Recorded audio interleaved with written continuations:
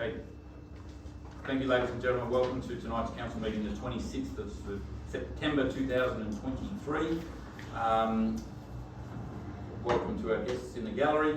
Ladies and just a quick one, this meeting will not be live streamed but will be recorded, and the recorded council meeting will be posted on our website. So just beware, if you ask a question, your name will be asked to go on our records. So ladies and gentlemen, could we please stand for the acknowledgement of country and our opening prayer. Ladies and gentlemen, I acknowledge that we're hosting this meeting on the lands of the Bangarang people and pay our respects to their elders past, present and emerging, and any Bangarang people or Aboriginal elders that may be watching or be part of this meeting in this stage. We pay our respects. Thank you. Opening prayer. Almighty God, we humbly ask Thee to bless and guide this council in its deliberations so that we may truly preserve the welfare of the people on whom we serve. Amen.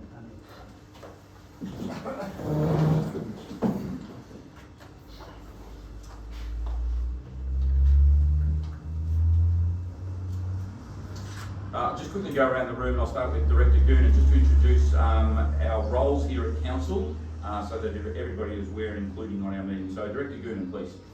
Marcus Goonan, Director of Community and Infrastructure. Irene Grant, I'm the representative for Walden Ward. Councillor Dave Fuller, City Ward. Stephen Swart, I'm the Director of Sustainability and Culture and also Acting CEO. Thank you. Dean Rees, Mayor of the Rural City of Wangaratta and City Ward Councillor. Harry Russell, Deputy Mayor and Councillor for the South Ward. Councillor Jackie Perry, elected to the City Ward but representative for all. Hartley Benton, North Ward Representative. Ashley Fitzpatrick, City Ward Councillor. Sarah Woodley, Director of Corporate and Leisure. Thank you.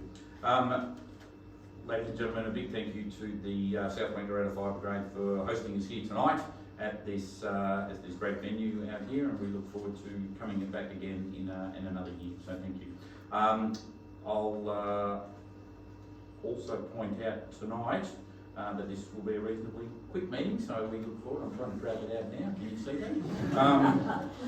To try and make it drag on a little bit longer, but we might move down. We have no. Sorry, I'll ask my councillors, does anybody feel they have a conflict of interest with any issue arising out of tonight's council meeting? No?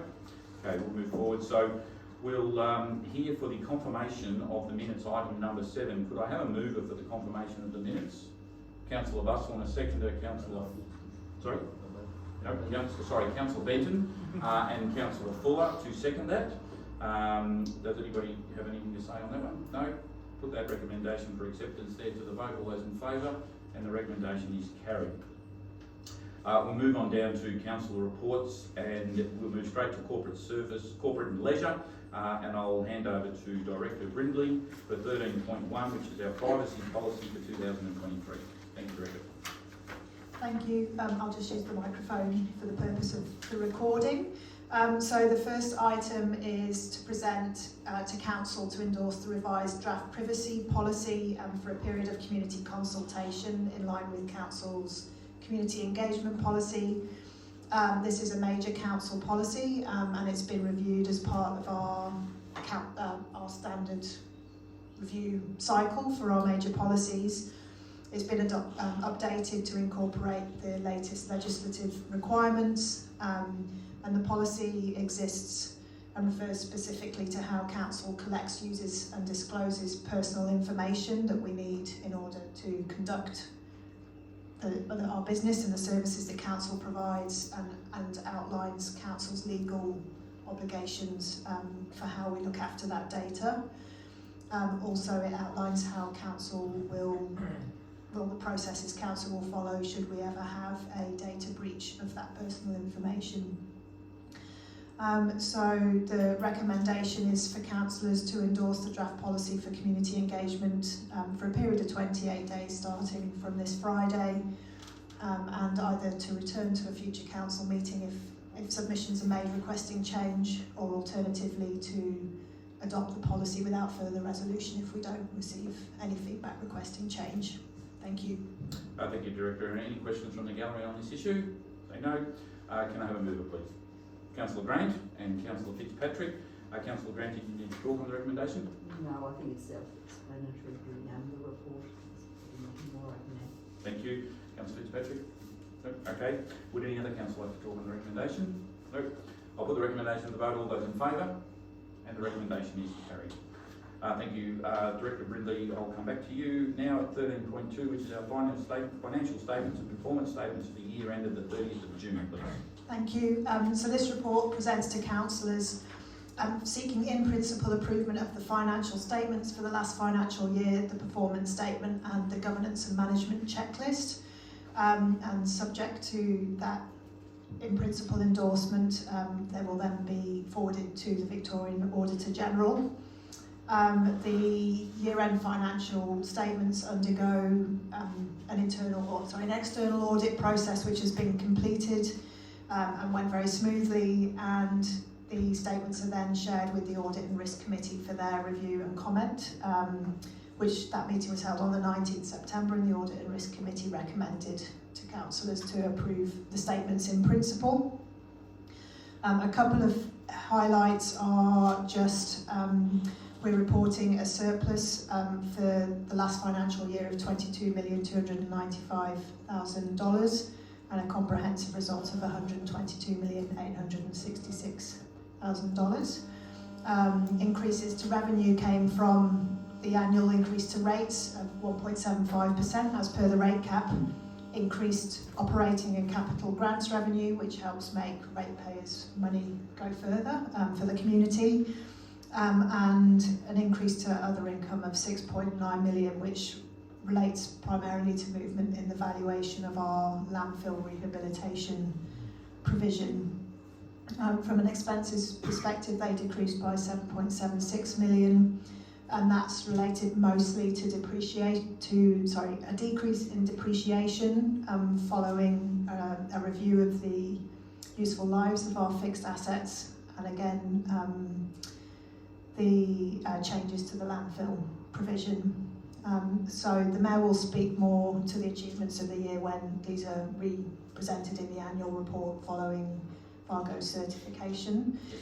So at this stage, the statements are presented to Council to approve in principle, to authorise the Mayor and the Deputy Mayor to certify the financial statement and the performance statement in their final form after any changes are made or agreed by the Victorian Auditor General, to adopt the governance and management checklist for the last financial year, and to authorise the Mayor to certify the government and management checklist again for the last financial year. Thank you. Thank you, Director. Are there any questions from the gallery on this financial report? Thank you. Can I look for a mover of this, please? Question. Sorry? Oh, sorry, there's the one question. Sorry, Sarah, there is two.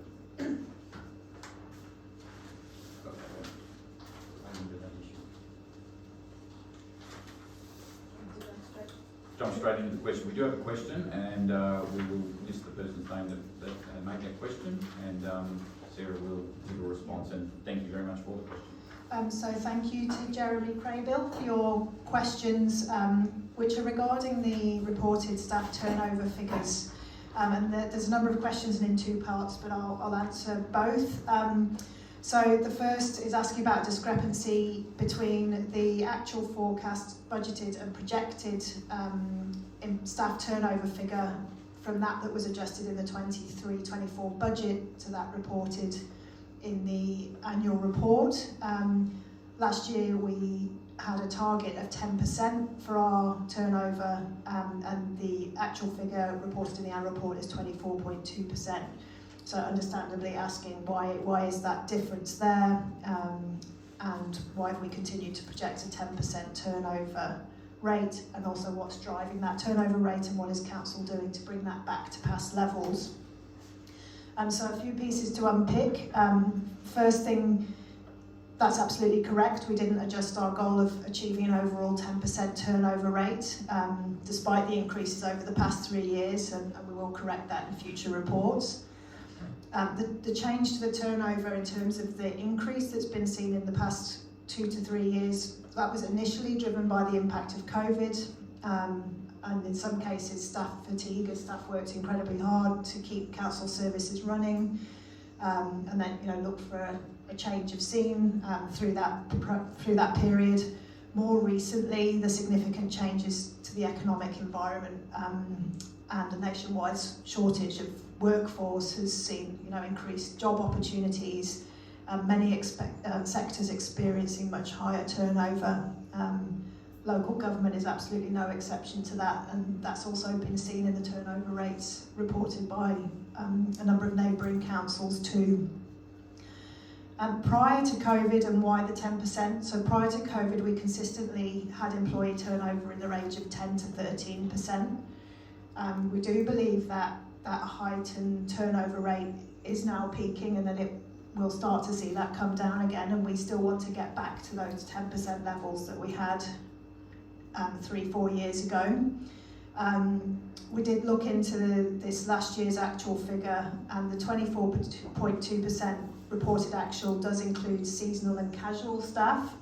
And if we look on a like-for-like basis versus the previous year's figures and take out those seasonal casual staff, which are jobs that we expect to finish during the course of the year, that reduces the turnover rate to 21.37%, which is some improvement on the prior financial year.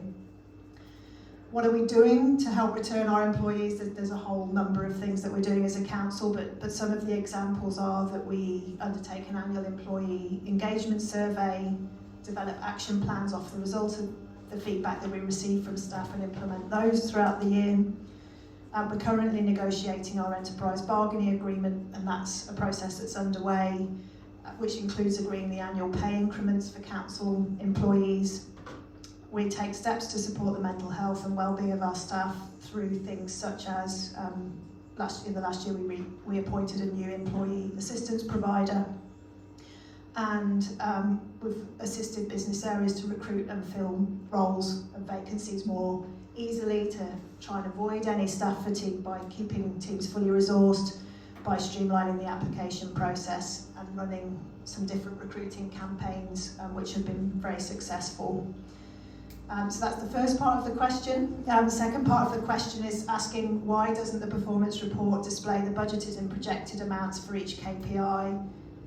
It's difficult to compare the indicators to the budgeted target amounts without that, and a request to please include that in the report and provide comment when there's deviation of that magnitude to provide transparency and accountability, and help residents compare performance against the targets that council adopted.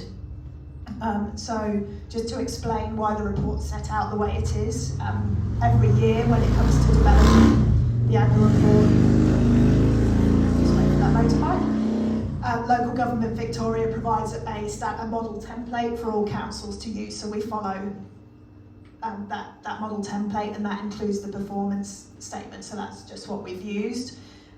The target and forecast for the year is published in the adopted budget as noted, with the actual figure going in the annual report. But I completely agree with Jeremy's feedback that really is quite cumbersome to look across the two. So this year's reports have been submitted obviously for approval, but we'll have an extra column in for next year to make it easier to compare. That's it. Thank you. Great response, and thanks Jeremy for the question. I'd also like to quickly note all the great work that one of our team members has done, and wishing the best for the future is to Chris Molly for that and the preparation of these reports. So thank you, Chris, for the great work you've done at council over the last couple of years or so. I'd now like to look for a mover for the recommendation, please. Councillor Fuller and Councillor Grant. Councillor Fuller, did you want to talk on the recommendation? No? Councillor Grant, can you say? Well, all I'd like to do say is to acknowledge the huge amount of work that's gone into preparing the statement. Difficult to always balance our competing interests, and I think council as an organisation, and I think Director Brindley talked about the changes following COVID that have presented issues to organisations in regional Victoria, but I'm confident that we can build on the successes that we've already created and move forward and be a outstanding example of local government in Victoria. So I'd like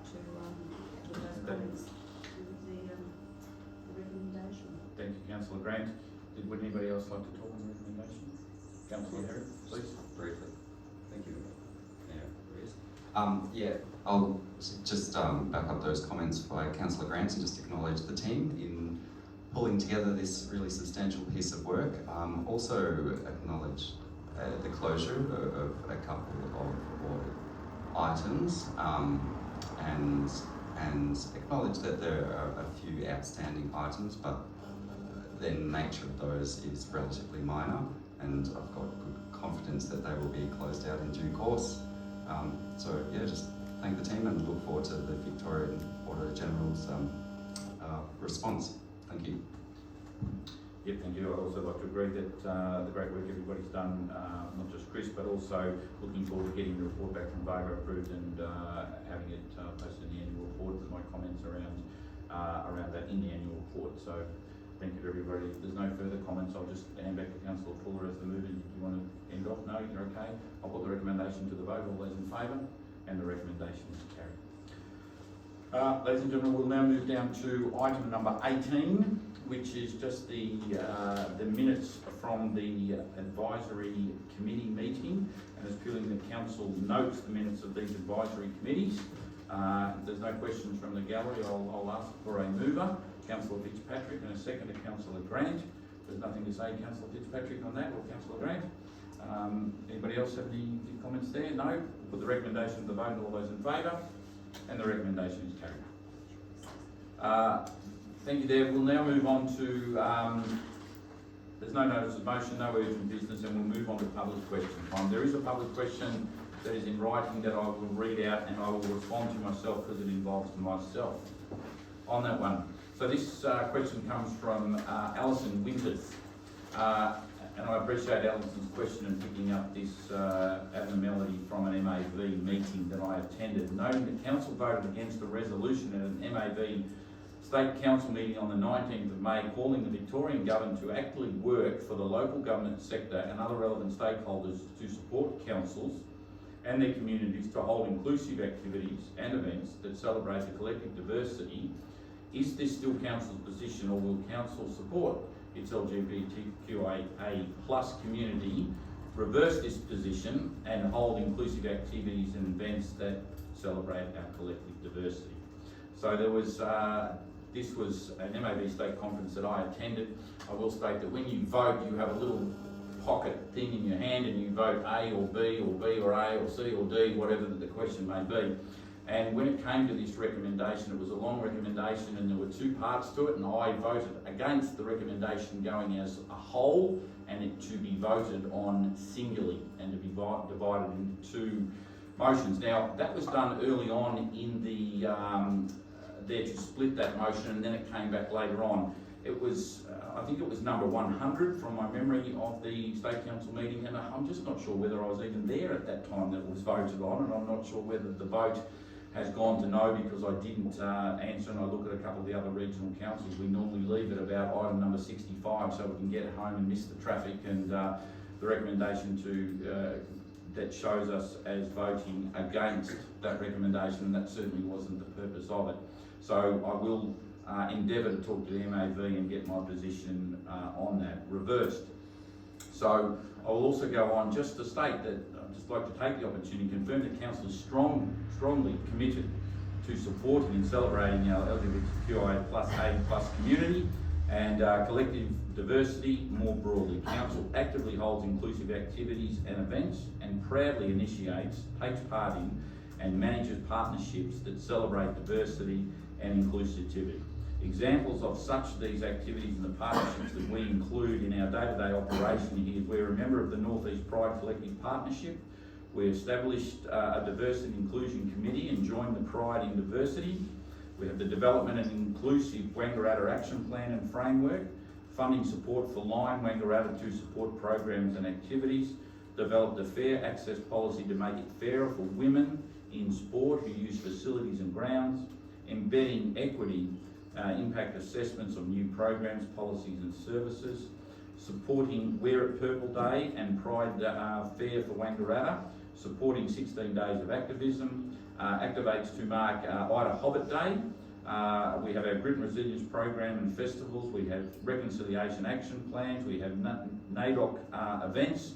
World Mental Health Day, Project 365 and their concerts, accessible drumming sessions, senior meals and festivals, neighbourhood houses. So we do invest a lot into inclusion in our community, and I'm proud to support that person myself. So I'm sorry if I've offended anybody by the actions that's taken by maybe pressing the wrong button at the time, maybe not being there at the time, somebody else pressing the button on my behalf, but that's not what I was meant to do, and we will work with MAB to get that reversed. So sorry if I've offended anyone along the way. That wasn't my purpose. So thank you. Thanks, Belinda, for the question, making it aware for us all at council. Are there any other questions from the gallery? No. To my knowledge, there's no other public questions. That was it. So, ladies and gentlemen, that's the end of our meeting. We appreciate everybody for turning up, fellow councillors, senior staff. Thank you for being here. Thank you to the South Wayne Fire Brigade again for hosting this. Thank you to Megan and to Amy for being here and being part of this this day. So, ladies and gentlemen, have a great evening and travel safely. Oh, and Trav, thanks for doing what you always do, Trav. You're in the background, we always forget about you, but we appreciate the great work. Thank you.